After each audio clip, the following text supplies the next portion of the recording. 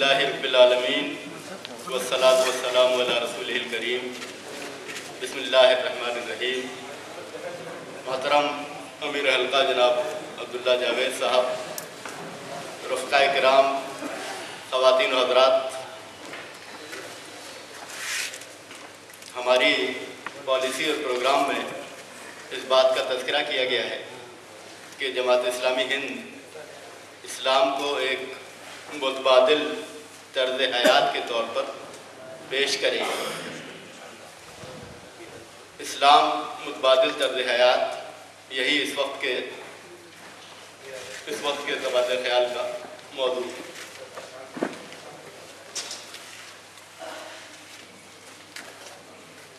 اگر آپ متبادل طرز حیات کے لیے کچھ اور الفاظ تلاش کریں تو غالباً آپ یہ کہیں گے کہ اسلام واحد آپشن، اسلام دی رائٹ چوائس۔ جب ہم مختلف راستوں میں ہمارے سامنے اختیار کا معاملہ ہو تو اسلام وہ راستہ ہے جو انسانوں کے اختیار کیے جانے کے قابل ہے۔ ہمارے لٹریچر میں اس موضوع پر کتابیں موجود ہیں جن میں مختلف پہلوؤں سے اسلام کا تعارف کرایا گیا ہے اور اس میں بتایا گیا ہے کہ اسلام کے طرز حیات ہونے کی کیا خصوصیات ہیں۔ رفقاء کرام، جب ہم اس موضوع پر غور کرتے ہیں تو یہ بات ہمارے سامنے آتی ہے کہ انسان کچھ سوالات اپنے سامنے رکھتا ہے اور کچھ ضروریات اس کی ہوتی ہیں، ان ضروریات کو وہ پورے کرنا چاہتا ہے۔ سوالات کے جواب ہوتے ہیں جو معاشرے میں موجود ہوتے ہیں اس کے سامنے، اور وہ سوچتا ہے کون سا جواب صحیح ہے۔ اسی طرح اس کی ضروریات ہیں، ضروریات پوری کرنے کے لیے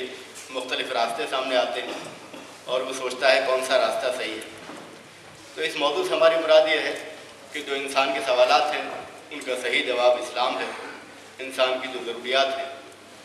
ان ضروریات کو پوری کرنے کا صحیح طریقہ اسلام فراہم کرتا ہے۔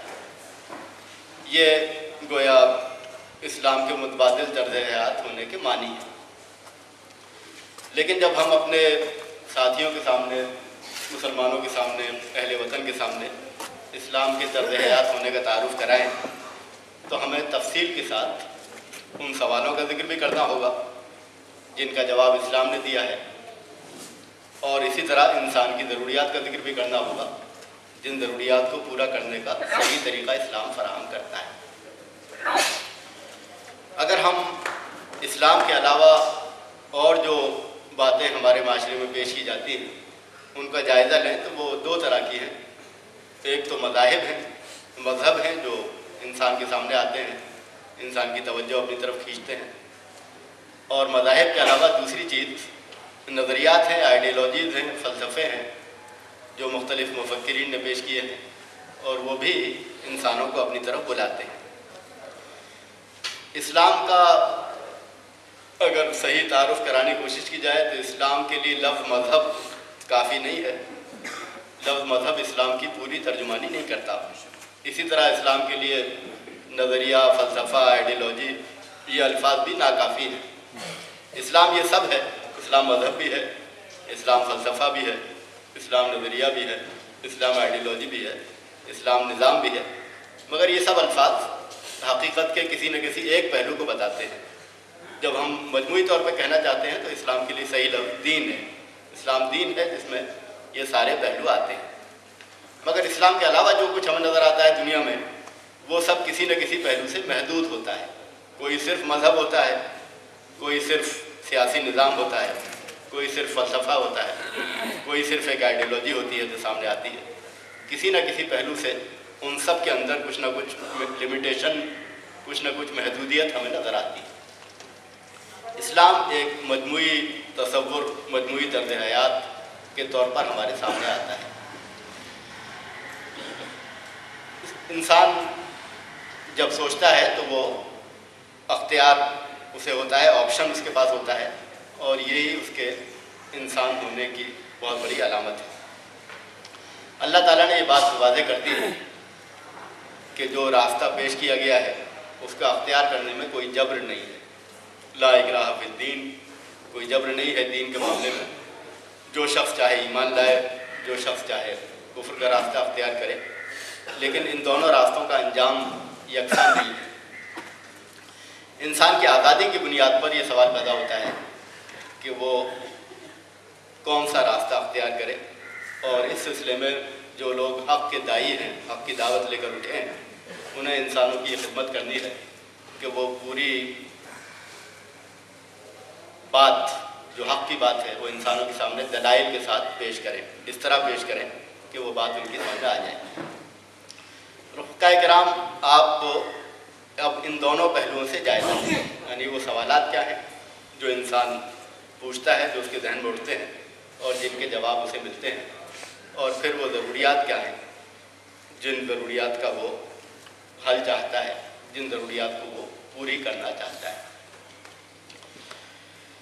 انسان چاہے بہت پڑھا لکھا ہو، تعلیم یافتہ ہو یا عام انسان ہو، بہرحال ہر انسان یہ جاننا چاہتا ہے کہ وہ اس دنیا میں اس کی حیثیت کیا ہے۔ اس کی زندگی محدود ہے، موت کے ساتھ ختم ہو جائے گی، موت کے بعد کیا ہونے والا ہے؟ کائنات کا کوئی خالق ہے یا نہیں ہے؟ اگر ہے تو اس سے ہمارا کیا تعلق ہے؟ یہ ایسے سوالات ہیں جو ہر انسان کے دل میں اٹھتے ہیں، اور بات اس سے بھی آگے کی ہے، وہ یہ ہے کہ ان سوالات کا کوئی نہ کوئی جواب وہ اپنے ذہن میں رکھتا ہے، سوچ سمجھ کے رکھتا ہو یا بغیر سوچے سمجھے رکھتا ہو۔ دنیا کے انسانوں میں بہت بڑی تعداد ایسی ہے جو ان سوالات پر شعور کے ساتھ غور نہیں کرتے، بلکہ ان کے سماج میں، خاندان میں جو جواب موجود ہے لوگوں کے پاس، اس کو مانتے چلے آتے ہیں، باپ دادا کی پیروی کرتے چلے آتے ہیں۔ لیکن بہرحال ان سوالات کا جواب دینا یہ تو انسان کی مجبوری ہے، اس جواب کے بغیر تو وہ زندگی کا ایک لمحہ بھی گزار نہیں سکتا جب تک کہ وہ طے نہ کر لے کہ میری حیثیت کیا ہے اور میری زندگی کے بعد ہونے والا کیا ہے، اور اس پوری کائنات کے اندر اگر کوئی خالق ہے تو اس سے میرا تعلق کیا ہے۔ یہ ایسے سوالات ہیں جن کا جواب بہرحال انسان چاہتا ہے۔ اس کے بعد اس کی کچھ ضروریات ہیں۔ ضروریات وہ بھی ہیں جو کہ وہ ضروریات ہیں جو مادی ہیں، یعنی انسان کو ضرورت ہے، کھانے کی ضرورت ہے، پینے کی ضرورت ہے، اس کو لباس کی ضرورت ہے، مکان کی ضرورت ہے، لیکن ان ضروریات سے آگے بڑھ کر اس کی کچھ انسانی ضروریات بھی ہیں، اور مذہب کا یا فلسفے کا جو سوال پیدا ہوتا ہے وہ زیادہ تر انسانی ضروریات کے بارے میں پیدا ہوتا ہے۔ انسان کی ایک ضرورت یہ ہے کہ وہ سکون اور اطمینان چاہتا ہے، دل کا اطمینان چاہتا ہے، اپنے قلب کے اندر اطمینان قلب کی کیفیت پیدا کرنا چاہتا ہے، یہ اس کی ایک ضرورت ہے۔ اسی طرح اس کی ضرورت یہ بھی ہے کہ وہ اپنے سماج میں انصاف چاہتا ہے، وہ چاہتا ہے کہ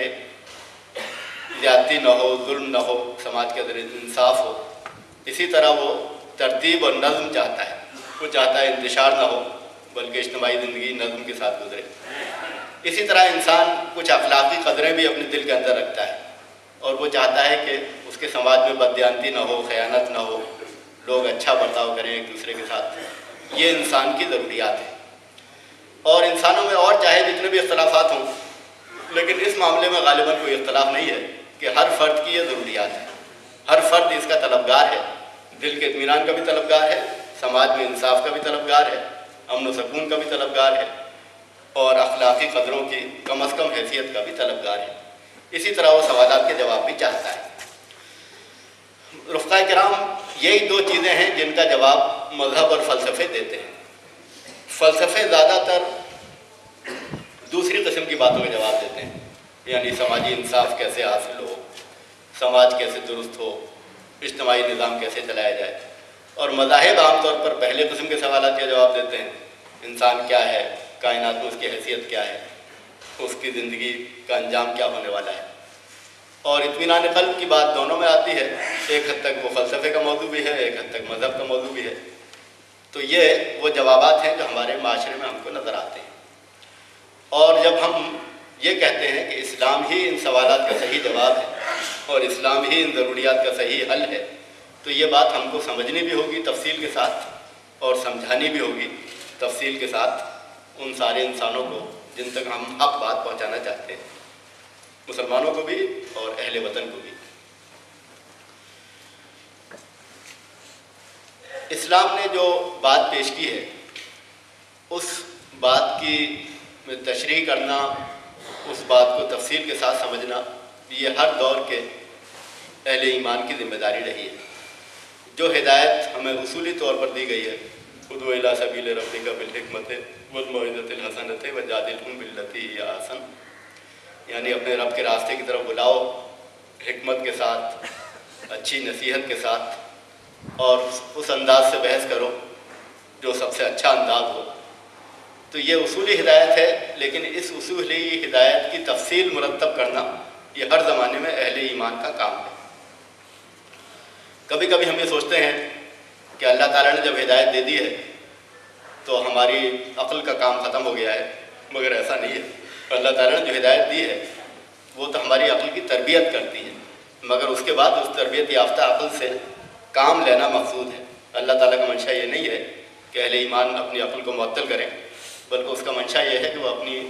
عقل اور سمجھ کی صحیح تربیت کریں وحی الہی کی روشنی میں۔ تو یہی معاملہ اس دعوت حق کا بھی ہے کہ ہم کو اصولی اجمالی باتیں تو بتا دی گئی ہیں، مگر ہر زمانے میں اہل ایمان کی ذمہ داری ہے کہ وہ جو راستے دنیا میں لوگوں کو نظر آتے ہوں ان راستوں میں حق راستے کا انتخاب کرنے کا کام کرنے میں انسانوں کی مدد کریں۔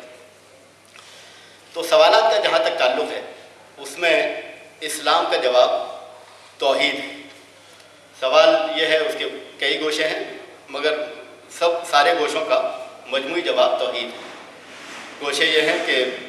کائنات کیا ہے، زندگی کیا ہے، زندگی کا مقصد کیا ہے، خالق کائنات سے تعلق کیا ہے، اور ان سوالوں کا جو جواب اسلام نے دیا ہے اس جواب کا عنوان توحید ہے۔ ایک اللہ ہے جو اس کائنات کی بنیادی حقیقت ہے، اسی نے جو کچھ بھی وجود بخشا ہے، جس چیز کو بھی وہ اس نے بخشا ہے، حقیقی وجود صرف اسی کا ہے اور اس کا کوئی شریک نہیں ہے، اور انسان کا اس کے ساتھ تعلق یہ ہے کہ انسان اس کا بندہ ہے، اس کا خلیفہ ہے، اس کے سامنے جواب دہ ہے۔ تو یہ جواب ہے جو اسلام دیتا ہے۔ اس کے علاوہ کیا جواب ہے؟ تو اس کے علاوہ جو جواب ہیں دنیا میں وہ دو جوابات ہیں، ایک شرک کا جواب ہے اور ایک الحاد کا جواب ہے۔ پھر توحید کے اس تصور کے مختلف پہلو ہیں۔ رسالت اسی کا ایک پہلو ہے۔ توحید کا تقاضا ہے کہ آپ اس بات کو بھی تسلیم کریں کہ اللہ تعالیٰ ہدایت دیتا ہے، اپنے نبیوں کے ذریعے سے دیتا ہے، اس کی کتابوں پر بھی ایمان لائیں، اس کے فرشتوں پر بھی ایمان لائیں، اور توحید ہی کا یہ ایک پہلو یہ بھی ہے کہ چونکہ انسان اللہ کے سامنے جواب دہ ہے اس لیے انسان آخرت پر ایمان لائے۔ اسی طرح توحید کے مقابلے میں جو تصورات ہیں شرک کے اور الحاد کے، ان کی بھی تفصیلات ہیں۔ ہمارے ملک میں جو شرک پایا جاتا ہے اس کا ایک اہم پہلو آواگون کا تصور ہے جو آخرت کا متبادل ہے۔ اسی طرح ہمارے ملک میں رسالت کے بجائے اوتارواد کا تصور ہے۔ دنیا کے مختلف ملکوں میں دوسرے تصورات پائے جاتے ہیں۔ اب جب ہم اس پہلو سے لوگوں کے سامنے یہ بات لانا چاہیں گے کہ Islam is the right choice, Islam is the correct option, Islam صحیح متبادل ہے، تو ہمارے لیے یہ بات کافی نہیں ہوگی کہ ہم توحید کی تشریح کریں اور بس ہمارا کام مکمل ہو جائے، بلکہ اس کے ساتھ اس بات کی بھی ضرورت ہوگی کہ ہم شرک کی مدلل تردید کریں۔ اسی طرح اپنے ملک کی حد تک ہم اوتارواد کے تصور پر گفتگو کریں اور اس کا غلط ہونا واضح کریں۔ اسی طرح ہم آواگون پر گفتگو کریں اور اس کی غلطی واضح کریں۔ یہ وہ کام ہے جو آپ کریں گے ساری امت مسلمہ کی طرف سے، تب اسلام کا متبادل جواب ہونا واضح ہوگا تصور کائنات کی حد تک۔ ہمارے لٹریچر میں ان موضوعات پر کتابیں موجود ہیں، لیکن یہ کتابیں بہت کم ہیں اور اس میں اضافے کی خاصی ضرورت ہے۔ الحاد کے موضوع پر، الحاد کی تردید پر لٹریچر کی ضرورت ہے۔ اسی طرح ہندوستان کے مذاہب کے سلسلے میں تفصیلی لٹریچر کی ضرورت ہے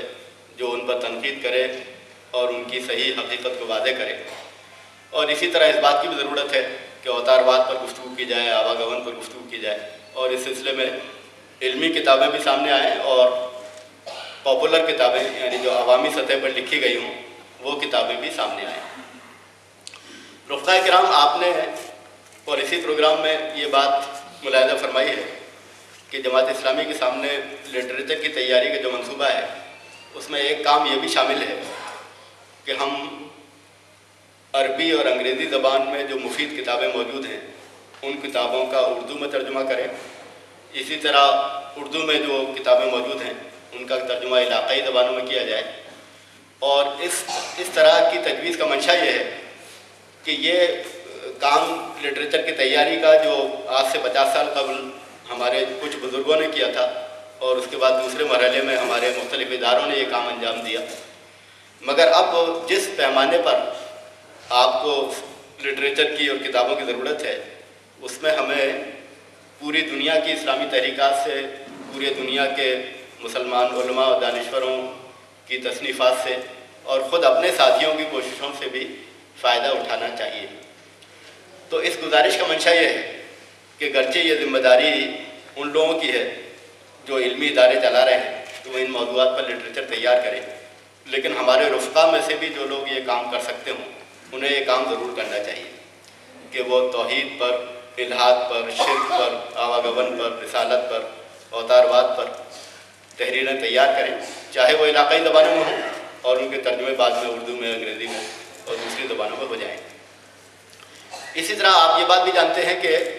موجودہ دور میں اس کی ضرورت بھی پیش آتی ہے کہ کتابوں میں جو کچھ پیش کیا جائے ان کو دوسرے ذرائع سے بھی پیش کیا جائے،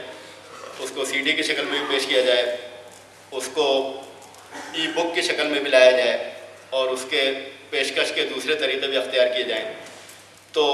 ہم لٹریچر کے لفظ کو اس معنی میں استعمال کرتے ہیں کہ اس میں اس قسم کی ساری چیزیں شامل ہیں جس سے آپ ان لوگوں کو جو پڑھنے کے بجائے دیکھنا زیادہ پسند کرتے ہیں یا ان لوگوں کو جو پڑھنے کے بجائے سننا چاہتے ہیں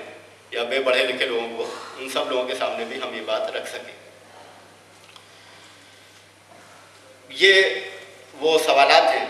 جن کا جواب فراہم کرنا اہل ایمان کی ذمہ داری ہے، اور جب وہ یہ بات کریں گے دلائل کے ساتھ تو اسلام کے متبادل طرز حیات ہونے کا ایک پہلو انسانیت کے سامنے واضح ہو جائے گا. اس کے بعد جو بات ہمارے سامنے آتی ہے وہ انسان کی ضروریات کی، اور اس میں ایک ضرورت وہ ہے جو ہر فرد کی ضرورت ہے، اطمینان قلب کی. آپ جانتے ہیں کہ اس کا تذکرہ ابھی تھوڑا سا ہوا تھا جب ہمارے رفیق ڈاکٹر طاہر متین صاحب سے لوگوں نے یوگا کے بارے میں سوال پوچھا تھا. تو یوگا کا جو چرچا ہے آج کل بہت زیادہ، اور اسی طرح کی اور روحانی چیزوں کا، اس چرچے کی ایک وجہ یہ ہے کہ انسان کو سکون کی اور اطمینان قلب کی تلاش ہوتی ہے، اور خاص طور پر ان حالات میں زیادہ تلاش ہوتی ہے جب کہ وہ مسائل سے گھرا ہوا ہوتا ہے، یا اس وقت جب کہ وہ کسی معاملے میں الجھن کا، تناؤ کا، ٹینشن کا شکار ہوتا ہے، چاہے وہ اپنے مسائل کی وجہ سے ہو یا حالات کی وجہ سے ہو. تو اس وقت وہ اطمینان قلب چاہتا ہے. اسلام نے اس سلسلے میں جو رہنمائی کی ہے اس میں اس نے 3 باتوں کو بہت واضح طور پر سامنے رکھا ہے، اور اس میں جب ہم اس موضوع پر سوچیں اور گفتگو کریں جو آج کل بہرحال بڑا ضروری موضوع ہے اطمینان قلب کا، تو یہ تینوں پہلو ہمارے سامنے ہونے چاہیے. پہلی بات اسلام ہمارے سامنے یہ رکھتا ہے کہ یہ زندگی جو ہے وہ آزمائش ہے، اور اس زندگی میں بہرحال ہر انسان کو کچھ نہ کچھ سخت حالات سے واسطہ پیش آئے. لقد خلقنا الانسان فی کبد، ہم نے انسان کو مشقت میں پیدا کیا. تو انسان کو اپنا جو تصور کا میدان ہے اسے وسیع کرنا چاہیے، یعنی اس کا تصور دنیا تک نہ ہو بلکہ آخرت تک وسیع ہو جائے. کنویس جو ہے اس کے سوچنے کا وہ ذرا وسیع ہو، اور اس میں اس کے سامنے یہ بات ہو کہ بات دنیا پر ختم ہونے والی نہیں ہے بلکہ آخرت تک جانے والی ہے. اور اسی طرح آپ یہ بھی دیکھتے ہیں کہ قرآن مجید تذکرہ کرتا ہے بہت وسیع موضوع کا. انسانوں کا ذکر بھی ہوتا ہے، تاریخ کا ذکر بھی ہوتا ہے، قوموں کا ذکر بھی ہوتا ہے، لیکن اس کے ساتھ ساتھ سورج کا، تاروں کا، چاند کا، پہاڑوں کا، دریاؤں کا، سمندروں کا، ان کا تذکرہ ہوتا ہے. قرآن مجید ہم پڑھتے ہیں تو دنیا کا تذکرہ ہوتا ہے، پھر آخرت کا تذکرہ ہوتا ہے ساتھ ساتھ. تو قرآن انسان کے ذہن کو بہت زیادہ وسیع کرتا ہے. ظاہر ہے کہ اس تذکرے کی بہت ساری حکمتیں ہیں، اللہ کی نشانیوں کی طرف توجہ دلانے میں مقصود ہے، لیکن ایک حکمت اس کی یہ بھی محسوس ہوتی ہے کہ انسان کا ذہن وسیع ہو، وہ یہ نہ دیکھے صرف کہ اس کے مسائل ہیں، بلکہ وہ یہ بھی دیکھے کہ اور انسانوں کے بھی مسائل ہیں، قوموں کے بھی مسائل رہے ہیں، اور دنوں اور مہینوں کے لحاظ سے وہ سوچے، مگر صدیوں اور ہزاروں سال کے حساب سے بھی سوچے، اور اس طرف بھی اس کی نظر جائے، دنیا کے بارے میں غور کرے مگر آخرت پر بھی اس کی نظر ہو، اور اسی طرح وہ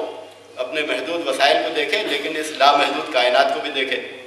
تو اس طرح جب وہ انسان دیکھتا ہے تو یہ بات اس کے سامنے آتی ہے کہ اس کے مسائل اور اس کے سخت حالات یہ حقیقت کا ایک چھوٹا سا حصہ ہے۔ تو پہلی بات تو بہرحال اسلام یہ بتاتا ہے کہ آزمائش ہوگی اس زندگی میں، اور یہ زندگی پوری زندگی کا ایک مختصر حصہ ہے۔ دوسری بات جو وہ اس کے سامنے پیش کرتا ہے وہ یہ ہے کہ انسان کے مسائل کی کچھ وجوہات ہوتی ہیں، اور ان وجوہات کا تجزیہ کرنا چاہیے، اس کا حل تلاش کرنا چاہیے، اور حل تلاش کرنے کے بجائے صرف ہاتھ پر ہاتھ دھر کر نہیں بیٹھ جانا چاہیے۔ یہ وہ بات ہے جو عام انسان بھی سمجھتے ہیں فطری طور پر، لیکن اسلام نے اس رویے کی تلقین صاف طور پر کی ہے۔ مثلاً اگر کفر اور اسلام کی کشمکش ہو تو ہم ہر ممکن تدبیر اختیار کریں گے اسلام کو غالب کرنے کی، اور محض حالات کے بدلنے کا انتظار کر کے بیٹھے نہیں رہیں گے۔ کوئی شخص بیمار ہو جائے تو اسلام یہ تعلیم دیتا ہے کہ علاج کرنا چاہیے، اللہ تعالیٰ نے ہر بیماری کا علاج پیدا کیا ہے۔ تو اس کے جو مسائل ہوں اس کی وجوہات وہ تلاش کرے اور ان وجوہات پر قابو پانے کی کوشش کرے۔ ضروری نہیں کہ ہر وجہ پہ قابو پایا جا سکے، لیکن وجوہات پر قابو پایا جانا چاہیے، اس کی ممکن کوشش ہونی چاہیے، اس میں دوسرے انسانوں کا تعاون طلب کرنا چاہیے۔ یہ دوسری بات ہے جو اسلام بتاتا ہے۔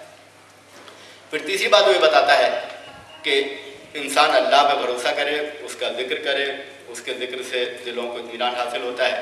اللہ کی طرف رجوع کرے، اور پھر اللہ کے فیصلے پر راضی رہے۔ اللہ کی مشیت جو بھی فیصلہ کرے انسان کی تدابیر کے باوجود وہ اس پر راضی رہے۔ رفقائے کرام، آپ کو یہ بتانا ہوگا کہ وہ لوگ جو روحانیت کا دعویٰ کرتے ہیں وہ ان میں سے کوئی کام نہیں کرتے۔ وہ نہ تو مسائل کے تجزیے کے قائل ہیں، نہ وہ انسان کے خدا سے تعلق کے قائل ہیں، ان معنوں میں کہ انسان خدا کے سامنے جواب دہ ہے۔ خدا کے ممکن قائل ہوں لیکن خدا کی ہدایت کے، خدا کے سامنے جواب دہی کے قائل نہیں ہیں، اور اسی طرح وہ اس بات کے بھی قائل نہیں ہیں کہ یہ زندگی آزمائش ہے، ان کے سامنے آخرت کا تصور نہیں ہے۔ تو وہ جس قسم کا سکون فراہم کرتے ہیں وہ سکون انسان کے ذہن کو سلانے کا ہے، جس طرح کا سکون نشہ فراہم کرتا ہے۔ تو نشہ تو صحت کو نقصان پہنچاتا ہے اور بہت سے نقصان ہیں اس میں۔ روحانیت ایسا نشہ ہے جو ایسے نقصانات تو نہیں رکھتی مگر شعور کو سلا دیتی ہے، اور شعور کو سلانے کے بعد تھوڑی دیر کے لیے انسان اپنے اندر سکون کی کیفیت محسوس کرتا ہے۔ تو یہ وہ چیز ہے جس کا دعویٰ اسلام نہیں کرتا کہ اسلام نے ایسی کوئی چیز موجود ہے جو شعور کو سلا کر آدمی کو وقتی سکون فراہم کر سکے، بلکہ اسلام انسان کو حقیقی اطمینان قلب دلانا چاہتا ہے جس میں زندگی کے مسائل کا پورا ادراک موجود ہے، لیکن زندگی کے مسائل سے لڑنے کی سکت پیدا بھی ہوتی ہے، اور اس کے ساتھ ساتھ اللہ پہ بھروسہ کرنے کا جذبہ بھی پیدا ہوتا ہے۔ تو وہ حقیقی سکون ہوتا ہے جو انسان کو مسائل کے درمیان بھی اسے مطمئن رکھتا ہے، اور جدوجہد کرتے ہوئے بھی وہ اپنے آپ کو ایسے عالم میں پاتا ہے جس میں اس کا اللہ تعالیٰ سے تعلق ہوتا ہے، اور اس تعلق کے سہارے وہ زندگی کی راہیں طے کرتا ہے۔ یہ انسان کی حقیقی ضرورت ہے، اور اس موضوع پر بھی ہمیں لکھنے کی ضرورت ہے کہ ہم اس موضوع پر تحریریں ہوں، مضامین ہوں، اور انسان حقیقی سکون کیسے پا سکتا ہے یہ بات انسان کو بتائی جائے۔ ضروریات کا جو دوسرا رخ ہے وہ اجتماعی ضروریات ہے، اور یہ وہ موضوع ہے جو فلسفوں کا، آئیڈیالوجیز کا، نظاموں کا موضوع ہے۔ دنیا میں آئیڈیالوجیز کی جو شروعات ہوتی ہے وہ مغربی تہذیب کے فلسفوں سے ہوتی ہے، جس میں سب سے مشہور مارکسزم ہے، اور اس کے ساتھ ساتھ پھر دوسری آئیڈیالوجیز ہیں، دوسرے نظریات ہیں، اور ان سب میں انسانی ڈگنیٹی کا انسان کے احترام کا ایک خاص تصور موجود ہے، جس کا جھکاؤ فرد کے احترام کی طرف ہے، انڈیویجول کے احترام کی طرف۔ تو جمہوریت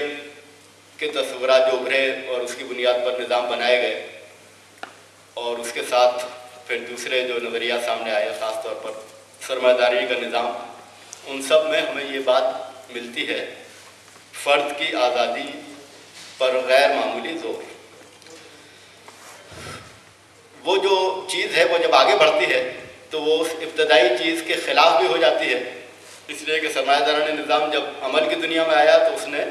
انسان کی ڈگنیٹی کو ختم کر دیا، انسانی احترام ختم ہو گیا، اور انسان جو تھا وہ ایک مشین بن گیا، ذریعہ بن گیا۔ لیکن بہرحال ابتدا جو ہوتی ہے گفتگو کی، جمہوری فلسفوں کی،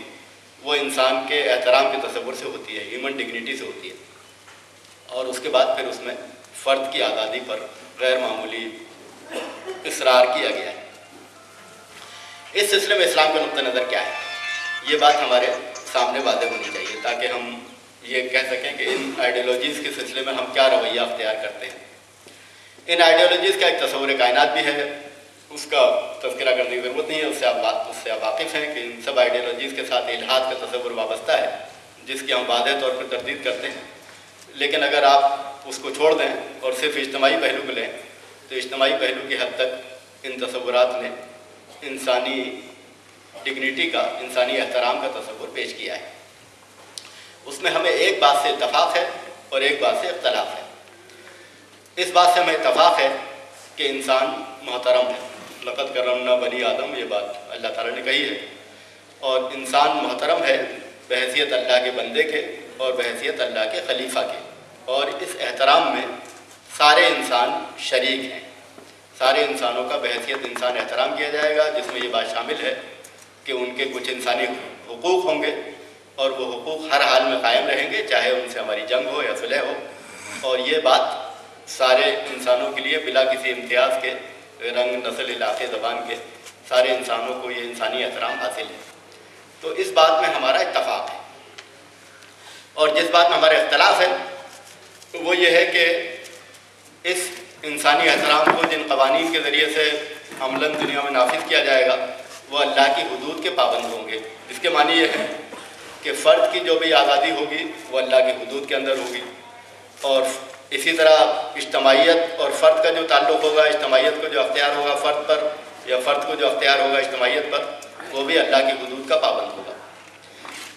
اس معاملے میں بے اعتدالی مغرب کے فلسفوں میں پائی جاتی ہے، یعنی ایک طرف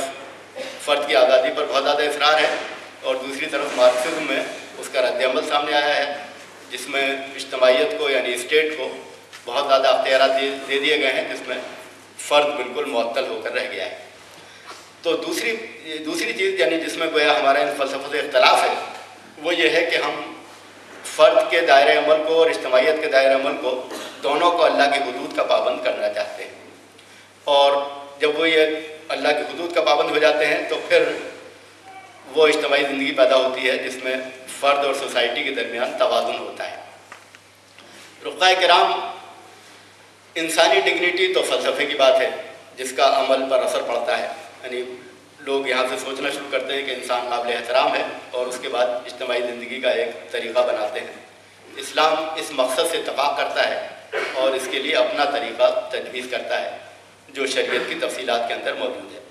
لیکن بنیادی بات میں ہمارا اتفاق ہے کہ افراد کا، انسانیت کا احترام کیا جانا چاہیے، اور ہر انسان کے حقوق اس کو حاصل ہونے چاہیے۔ عملی پہلو سے فلسفے اور نظریات اور آئیڈیالوجیز جس چیز کو اپنا فوکس بناتے ہیں، جس پر توجہ کرتے ہیں، وہ اجتماعی انصاف کی بات ہے۔ ہر مغربی آئیڈیالوجی نے اجتماعی انصاف کو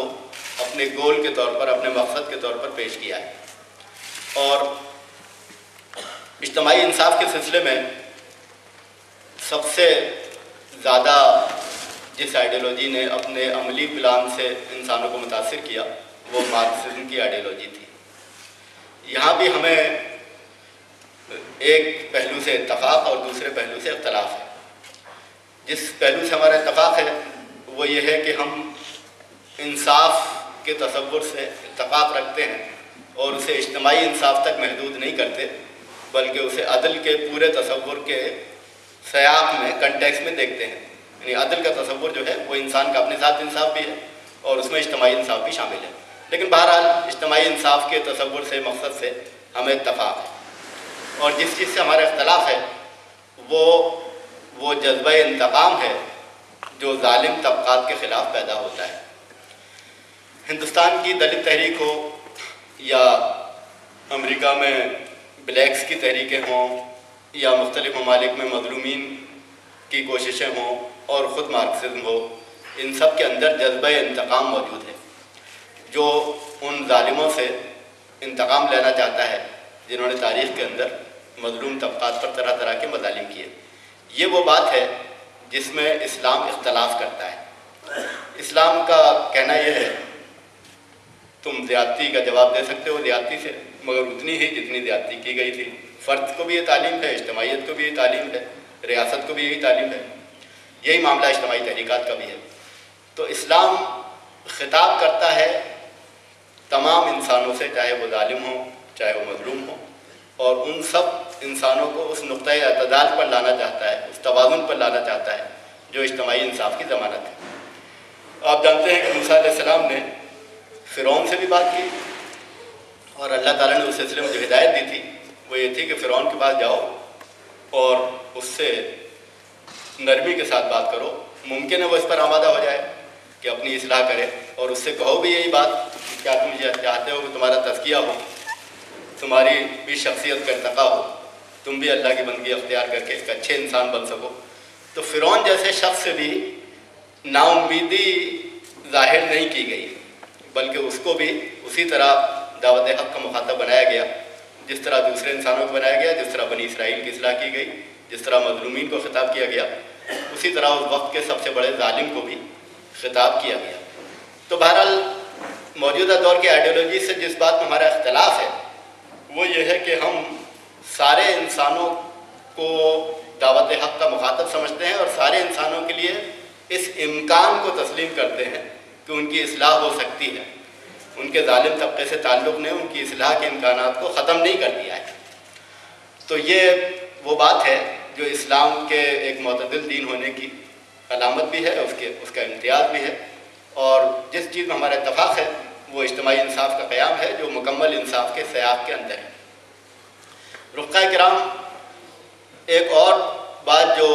آئیڈیالوجی کے سامنے ایک حد تک ہے وہ بنیادی اخلاقی قدریں ہیں۔ بنیادی اخلاقی قدروں میں اسلام نے